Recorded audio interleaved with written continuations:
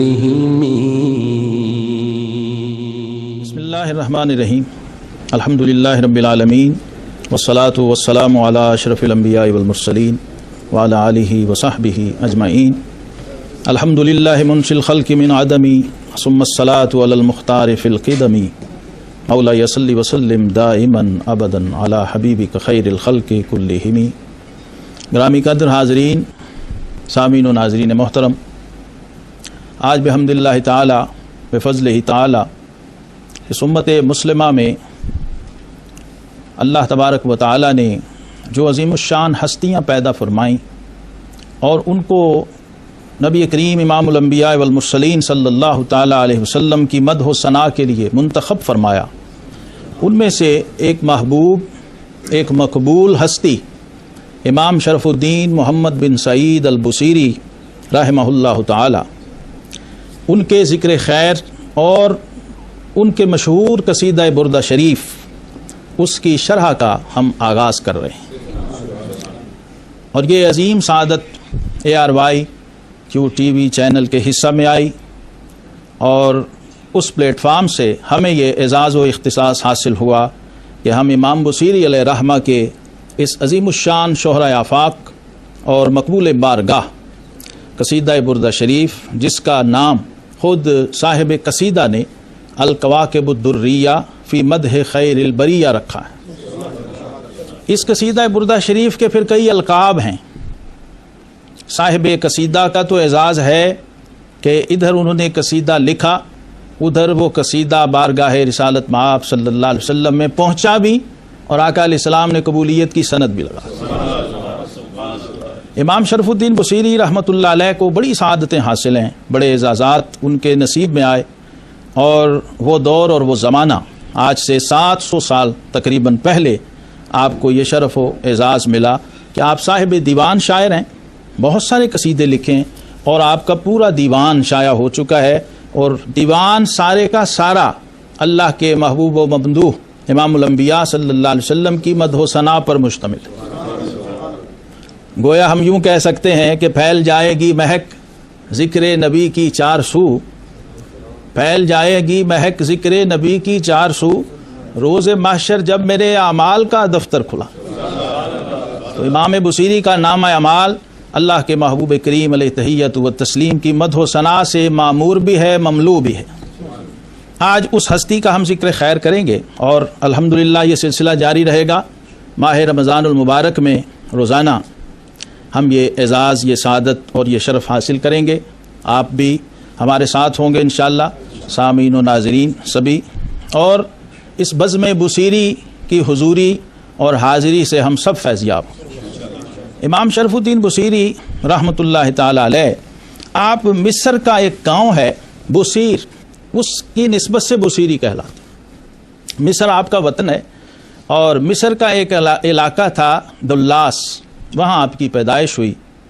اور آپ کی والدہ کا تعلق اس گاؤں سے تھا. یعنی ننیال کا تعلق جو ہے وہ دلاس گاؤں سے تھا، اور آپ کے والد صاحب جو ہیں وہ بصیر کے تھے. تو اکثر جو ہے ددیال کی نسبت سے لوگوں کا تعارف ہوتا ہے. تو زیادہ شہرت اور مشہوری آپ کی اپنے والد کے گاؤں یعنی اپنے آبائی علاقے بصیر یا ابو سیر، پھر وہ مخفف ہو کے بصیر رہ گئے، اس کی نسبت سے آپ بصیری کہلاتے ہیں.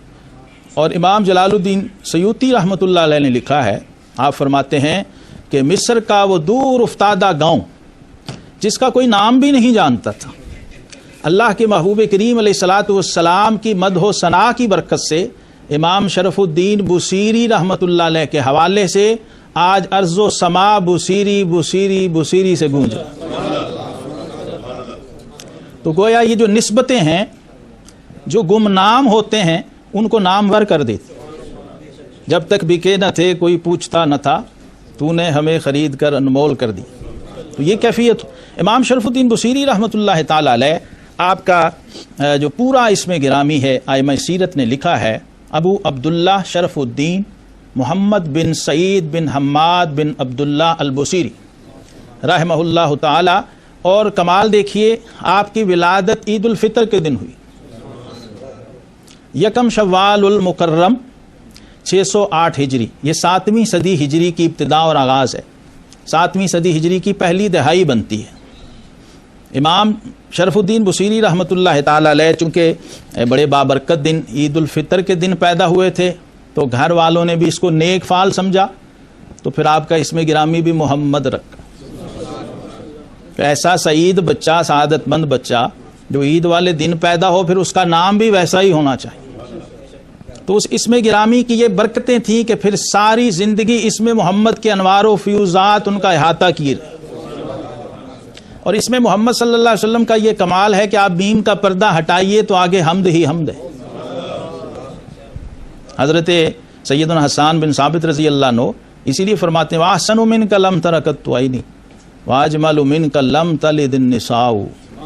خُلِقْتَ مُبَرًّا مِنْ كُلِّ عَيْبٍ كَأَنَّكَ قَدْ خُلِقْتَ كَمَا تَشَاءُ۔ اسی اپنے قصیدہ حمزیہ میں حضرت حسان بن ثابت رضی اللہ عنہ فرماتے ہیں ان لوگوں سے خطاب کر کے جو اللہ کے محبوب کریم علیہ الصلاۃ والسلام کی مذمت یا آپ صلی اللہ علیہ وسلم کی اہانت اور تحقیر کی کوشش کرتے ہیں۔ جس طرح لفظ قصیدہ ہے، کسی کی تعریف میں اشعار کہے جائیں تو اس کو قصیدہ کہتے ہیں، اور کسی کی مذمت میں اشعار لکھے جائیں تو اس کو حجب کہتے ہیں۔ تو حضرت حسان نے دشمنان رسالت سے خطاب کرتے ہوئے فرمایا حجوت محمدن فعجبت عنہ، فرمایا تو اس کی حجب کرتا ہے جس کو رب نے بنایا ہی محمد ہے۔ گویا جو حمد کا بنا ہوا ہے، اور جو حمد کا بنا ہوا ہو اس کی تو مذمت ممکن ہی نہیں ہے، اس کی مذمت محال ہے۔ تو اس اسم محمد صلی اللہ علیہ وسلم کے کمالات کا پرتو تھا، جب وہ امام بصیری کی روح پر پڑا تو پھر ان کے فکر کو اللہ نے ایسی جلا دی کہ انہوں نے اپنے اس شہرہ آفاق قصیدے کا آغاز کیا اس درود اور صلات پر مبنی شعر سے، مولا یا صلی وسلم دائماً ابدا علی حبیبک خیر الخلق کلہم۔ اے پروردگار درود بھیج اور سلام بھیج ایسا کہ جس میں وقفہ اور بریک نہ ہو، جو دوام و ابدیت پر مبنی اور مشتمل ہو، ایسا درود جس میں انقطاع نہ ہو، دائماً ابدا۔ ایسا صلاۃ و سلام اپنے حبیب پر بھیج کہ بس جب درود شروع ہو تو پھر اس میں رکاوٹ نہ آئے، اس میں دوام ہو، اس میں ہمیشگی ہو، اس میں مواظبت ہو، اس میں ابدیت۔ کس پر؟ علی حبیبک خیر الخلق کلہم، مولا اس محبوب پر، اس حبیب پر جو تیری ساری مخلوق میں سب سے بہتر ہے، جس جیسا نہ کسی انسان کی آنکھ نے دیکھا نہ کسی ماں نے جنا۔ تو امام شرف الدین محمد بن سعید البصیری رحمۃ اللہ تعالی علیہ یہ سعادت مند روح تھی جو بصیر کے اندر ایک گاؤں میں آپ کی ولادت ہوئی۔ اس کے بعد آپ نے بچپن ہی میں حفظ قرآن کی سعادت حاصل کی، علوم دینیہ کو پڑھا، بہت بڑے عالم دین بنے، اتنے بڑے عالم دین بنے کہ تفسیر میں، حدیث میں، فقہ میں، لغت میں، نحو میں، شعر میں، ادب میں، بلاغت میں، بیان میں، بدیع میں کمالات حاصل فرما، کمالات حاصل کیے۔ جو انگریز مستشرقین ہیں، جو قصیدہ بردہ کا انگریزی ترجمہ ہے، اس کے دباچے میں ان مستشرقین نے لکھا ہے کہ اس شرف الدین محمد بن سعید البصیری کو محض شاعر نہ سمجھنا، یہ محدث وقت ہے، مفسر وقت ہے، بہت بڑا لغوی ہے، بہت بڑا نحوی ہے، کیونکہ عربی ادبیات کے اندر اتنا بڑا مقام و مرتبہ جو امام بصیری علیہ رحمہ کو عربک لٹریچر میں جو مرتبہ اور جو معیار حاصل ہے وہ کم کسی کو ملا ہے۔ تو عربی ادب میں یا لٹریچر میں مقام اور مرتبہ پانے کے لیے ظاہر ہے عربی ادب کے سارے لوازمات پر دسترس اور عبور ہونا یہ لازم ہے۔ تو پھر ایسا قصیدہ پھر جس کے شارحین جو ہیں اگر ان کی آپ فہرست پڑھیں، آئندہ ہم انشاءاللہ اس پہ بات کریں گے جب قصیدے کے تعارف پہ آئیں گے، ابھی تو ہم قصیدے والے کی بات کر رہے ہیں کہ کس درجے کا وہ صاحب کمال شخص ہے کہ امام جلال الدین سیوطی رحمۃ اللہ علیہ جیسا محدث وہ بھی ان کی تعریف میں رطب اللسان ہے، اور بعد میں آنے والے جلیل القدر آئمہ وہ امام بصیری علیہ رحمہ ان سے فیضیاب بھی ہوئے ہیں بالواسطہ، اور بالواسطہ ان سے تلمذ بھی حاصل کیا۔ تو اپنے وقت کے عظیم اساتذہ شیوخ سے، چونکہ مصر برکس تھا، مصر وہ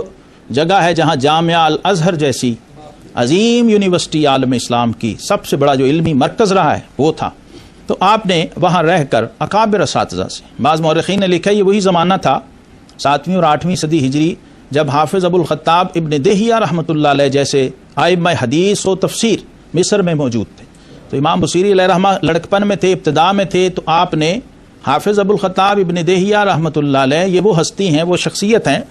جنہوں نے اس امت میں میلاد شریف کے موضوع پر پہلی کتاب لکھی، اور حضرت سیدنا دہیہ کلبی رضی اللہ عنہ صحابی رسول اور سفیر رسول ان کی اولاد میں سے ہیں، اپنے وقت کے بہت بڑے محدث گزرے ہیں، ان سے بھی آپ نے استفادہ کیا، دیگر ائمہ سے استفادہ کیا۔ پھر جب خود اعلیٰ مرتبے پر پہنچے تو بادشاہ وقت نے سلطان صلاح الدین ایوبی کا جو سلسلہ خاندان ہے اس کے جو آخری فرما روا تھے سلطان ابو صالح نجم الدین ایوب رحمۃ اللہ علیہ، امام بصیری علیہ رحمہ پر جب ان کی نظر پڑی کہ یہ گوہر نایاب ہے تو انہوں نے کہا کہ اس عالم دین کو دربار سے وابستہ ہونا چاہیے۔ پہلے یہ روایت تھی کہ جو لوگ جو حکمران فرما روا باشعور ہوتے تھے، زیرک اور صاحب فراست ہوتے تھے، وہ اپنے مشیروں میں ہمیشہ بصیری جیسے لوگوں کو شامل کیا کرتے۔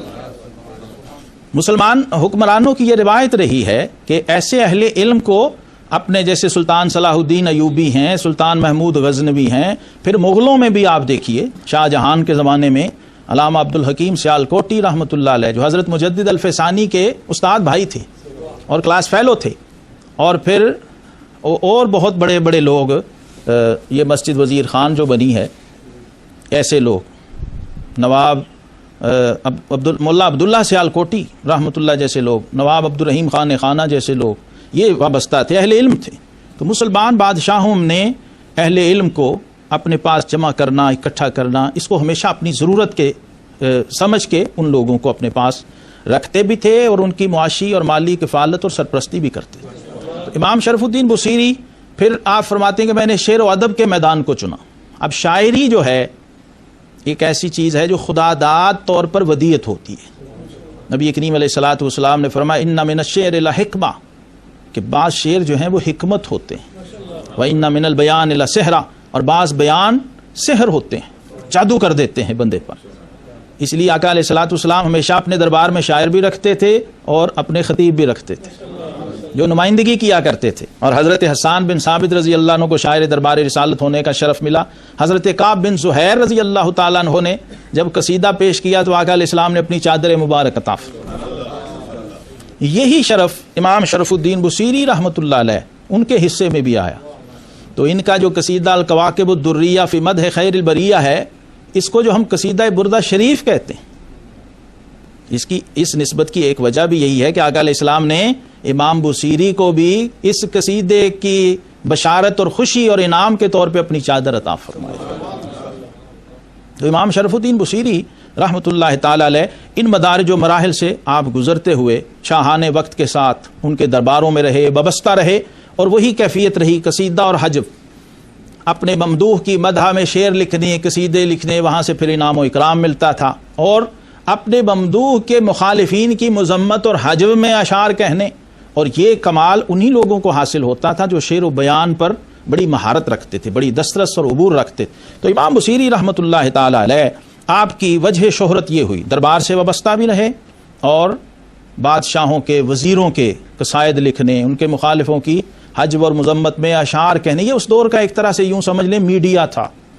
اس طرح سے لوگوں کے کمالات کی شہرت اور تعارف بھی پھیلتا تھا، اور اسی طرح سے لوگوں کو ڈی گریڈ بھی کیا جاتا تھا، ان کی مذمت بھی کی جاتی تھی۔ شاعر کی شاعری، اس کا قصیدہ اور اس کا بیان اور اس کی زبان، وہ اس میں بڑا کردار ادا کیا کرتی تھی۔ امام شرف الدین بصیری رحمۃ اللہ علیہ ان کی جو ابتدائی زندگی ہے وہ یہاں تک پہنچتی ہے، اور اس کے بعد پھر ایک بہت بڑا چینج، بہت بڑی تبدیلی اور ایک عجیب ٹرینڈ آتا ہے ان کی زندگی میں، جس پہ انشاءاللہ ہم آگے بات کریں گے۔ وصلی اللہ تعالی علی النبی الامی وآلہ واصحابہ اجمعین برحمتک یا ارحم الراحمین۔